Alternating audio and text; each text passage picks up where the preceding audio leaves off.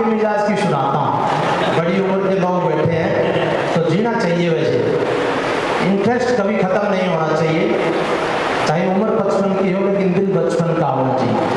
तो मेरी एक गज़ल है वो मैं सुनाता हूँ कि तन बूढ़ा होता है तो होने दो, तन बूढ़ा होता करो कंधे पे बाँ रखो, कहने का बहाना करो कंधे पे बाँ रखो और धीरे से उसके कान में कहना, मालूम है मुझे को ये हाथ, ये पाँव, ये आवाज़ सब कांपने लगी है तुम्हारी, पर इस उम्र का एक फायदा भी है, कोई शक नहीं करता बेशक हाथ दबाओ या पाँव पे पाँ रखो। हमारी गली में वो आना ही भूल गए, हमारी गली में वो आना ही भूल गए और उनके दर गए तो जनाब पहचानना ही भूल गए। हमारी गली में वो आना ही भूल गए, उनके दर गए तो जनाब पहचानना ही भूल गए। सोचा था कब्र पे आएगी मिलने मुझसे, पर मरा जब मुझे तो लोग दफनाना ही भूल गए, तो लोग दफनाना ही भूल गए। उससे मिल के भी ढंग से मिल न पाए हम, उससे मिल के भी ढंग से मिल न पाए हम। कुछ मजबूरियाँ थी कि मुंह फेर के चले आए, कुछ मजबूरियाँ थी कि मुंह फेर के चले आए हम, और दिल रुकने की कह रहा था और दिमाग चलने की, दिल रुकने की कह रहा था दिमाग चलने की। इसी कसम में आ तो गए पर दिल वही छोड़ आए, इसी कसम में आ तो गए पर दिल वही छोड़ आए। और रास्ते भर यही सोचते रहे, रास्ते भर यही सोचते रहे कि जो दिल में है वो बात, वो बताएं या दबा जाएं, उसे बताएं या दबा जाएं। और इस गज़ल का सबसे सुंदर शेर है कि फिर रात हुई बिस्तर पे गए पर नींद नहीं आई, फिर रात हुई बिस्तर पे गए पर नींद नहीं आई। धीरे से कान में कहा कि पगले सो जा ताकि ख्वाब में आ जाए, पगले सो जा ताकि ख्वाब में आ जाए। और वो जो थोड़ी सी मीठी थोड़ी सी नमकीन बड़ी स्वादिष्ट थी, वो जो थोड़ी सी मीठी थोड़ी सी नमकीन बड़ी स्वादिष्ट थी। अब तू ही बता उधर उसे पिए या खा जाए। नमस्कार, मैं पूनम बोध, आप देख रहे हैं DPS न्यूज़ हरियाणा। दोस्तों, आप हमारे साथ में SHO उदयभान गोदारा जी को आप देख पा रहे होंगे, आज यहाँ पर मौजूद हुए हैं। सबसे पहले तो सर से सवाल कर लेते हैं, सर आज यहाँ किस कार्यक्रम में आना है? तो आज दशहरा के उपलक्ष्य में महेश इंदर सिंह ने एक मोहम्मद रफ़ी नाइट की है। इनकी 81वीं मोहम्मद रफ़ी नाइट है, जो शायद वर्ल्ड में सबसे ज़्यादा रफ़ी नाइट करने वाले सिंगर हैं। ये मेरे अच्छे दोस्त हैं, तो इनके प्रोग्राम में इनको सुनने के लिए आए हैं, क्योंकि रफ़ी साहब के हम भी बहुत बड़े फ़ैन हैं। जी, रफ़ी नाइट का क्या कुछ उद्देश्य है सर? रफ़ी नाइट का उद्देश्य तो रफ़ी साहब को याद करना है, और उनके जो फॉलोवर हैं, आज भी फॉलोवर हैं। रफ़ी साहब इंतकाल हो गया उनका, वो नहीं रहे, लेकिन आज भी लोग उनको बड़ी शिद्दत से याद करते हैं। तो उनके फ़ैन के लिए ये एक अच्छी बात है कि महेश इंदर सिंह आज भी उनको ज़िंदा रखे हुए। जी, देखिए पुलिस डिपार्टमेंट में यहाँ पे एक अच्छी पोस्ट है SHO साहब की, लेकिन एक बात और सुनने में आई कि आपने गाने लिखे हैं। कितने गाने लिखे हैं सर? देखो जी, मेरा बचपन से शौक़ था कि मैं फिल्मों के लिए जाऊं, लेकिन मेरे पिताजी गांव के सरपंच थे और हम ऐसी बिरादरी से हैं, तो वहाँ मेरे को जब मेरा बचपन का शौक़ था तो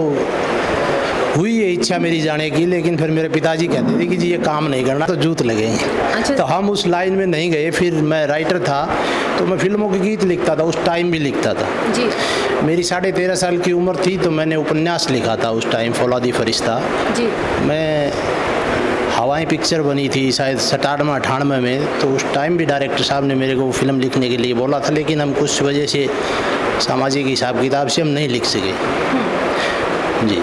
कैसे कुछ, जैसे सर आपने बताया सॉन्ग भी लिखते हैं, आपने उपन्यास लिखा है, तो क्या कुछ सोचा आपने सर, कैसे इंटरेस्ट बना इस चीज़ में? देखो, इंटरेस्ट तो जी ये गॉड गिफ्टेड होता है लिखना। तो फिल्मों का शौक़ तो उस ज़माने में सभी का था, जो ये बैठे हैं ये सभी फिल्में देखते थे। उस ज़माने की फिल्में भी अच्छी होती थी, और जैसा फिल्मों के अंदर उस टाइम था, तो उस टाइम की हम आखिरी पीढ़ी है कि जब अच्छी फिल्में होती थी उनमें देख के हम सीखते थे कि जो हीरो जो होता था उस टाइम का, वो एक ऐसा होता था कि माँ बाप के लिए भी अच्छा करता था, दोस्तों के लिए भी अच्छी दोस्ती निभाता था, जो रिश्ते थे वो समाज में हर अच्छा काम करता था। उसी इमेज को उनको देखते हुए हम बड़े हुए, तो हम भी उस इमेज के, आज के ज़माने में वो सिस्टम बदल चुका है।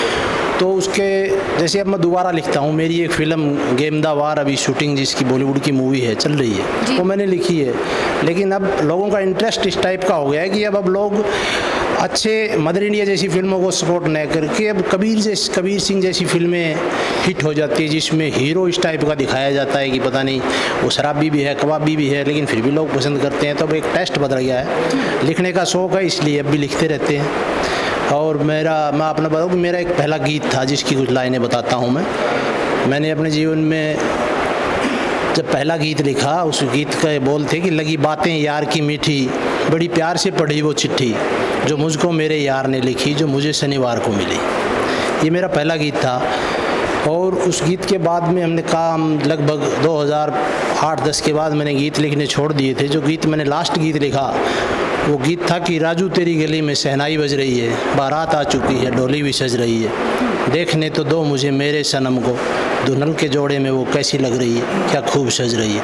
उसके बाद में हमने नहीं लिखा। सर अभी भी आप लिखते हो? अभी हमने दोबारा से वैसे ही किसी के कहने से दोबारा हम लिखने लग गए हैं। बॉलीवुड के लिए लिखता हूँ वैसे ज़्यादा, हिंदी लिखता हूँ जी। तो हरियाणवी कभी कोई डिमांड पे किसी ने लिखवाया तो हरियाणवी भी 2, 4, 5, 10 गाने मैंने लिखे हैं। काफ़ी माइंड है सर, मतलब कि पुलिस डिपार्टमेंट में एक अच्छी पोस्ट पे है, हांसी की भी जिम्मेवारियाँ आपके ऊपर है और साथ में आप ये काम कर रहे हैं, कैसे शेड्यूल बना पाते हैं सर? देखो ये तो पुलिस है और पुलिस में तो 24 घंटे की ड्यूटी है जी। फिर लेकिन अपना शौक़ पूरा करने के लिए कुछ एक्स्ट्रा करना पड़ता है। तो जब लिखने का मन करता है तो रात को लेट तक जागते हैं, कभी VIP ड्यूटी में खड़े खड़े भी लिख देते हैं। अच्छा सर जी।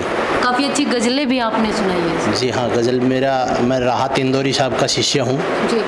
अब उनका इंतकाल हो चुका है। जिस दिन वो एक्सपायर हुए तो वो मेरे गुरुजी हैं, मैंने उनके लिए एक शेर लिखा था। तो वो शेर था जिस दिन उनका इंतकाल हुआ कि छीन के ले गया ज़मीं से खुदा एक सितारे को, छीन के ले गया खुदा ज़मीं से एक सितारे को, अफसोस मत कर उदय, शायद रोशनी की ज़रूरत थी आसमां बेचारे को। जी थैंक यू सो मच। आज रफ़ी नाइट के मौके पर कोई ज़्यादा सीरियस सवाल ना करके SHO साहब से नॉर्मल से जिस रफ़ी नाइट में एंजॉय करने व करवाने के लिए यहाँ पर पहुँचे थे, तो उसी टॉपिक पर हमने कुछ सवाल किए और उनकी लाइफ के बारे में कुछ जो मैन जो बातें थी, कहने का मतलब एक बहुत बड़ी खबर, बहुत बड़ी बात उनकी लाइफ की निकल कर आई है कि वो गज़लें भी उन्होंने सुनाई है। वो गज़लें भी हमने आप लोगों के सामने रखी हैं और साथ में song first and last song भी कुछ लाइनें उनकी उन्होंने बताई है। एक पुलिस डिपार्टमेंट में होने के बाद SHO उदयभान गोदारा जी ने जो काफ़ी मतलब इंटरेस्टिंग लगा लीजिए या फिर काफ़ी टैलेंटेड काम यहाँ पर कर रहे हैं। पुलिस ड्यूटी जो 24 घंटे की 24 आवर होती है, उसी के अंदर अपना टाइम शेड्यूल बनाकर सॉन्ग भी लिखते रहे हैं, गज़लें भी फ़िलहाल आपके सामने सुनाई है और मूवी भी जो फ़िलहाल टाइम में शूटिंग जिसकी चल रही है वो मूवी का नाम भी आपको बताया है। आप लोगों को SHO उदयभान गोदारा जी के बारे में कैसा लगता है? उनके जो काम है पुलिस डिपार्टमेंट से जुड़े हुए काम भी काफ़ी सराहनीय कदम ये हर टाइम उठाते रहते हैं और ड्यूटी भी करते हैं, ड्यूटी के साथ साथ में ये काफ़ी जो रोमांचक काम है ये भी किए हैं। कैसा लगा आपको ये बताइएगा। और फिलहाल रफ़ी नाइट का जो यहाँ का जो भी प्रोग्राम होगा हम आपको वो तस्वीरें दिखाते हैं।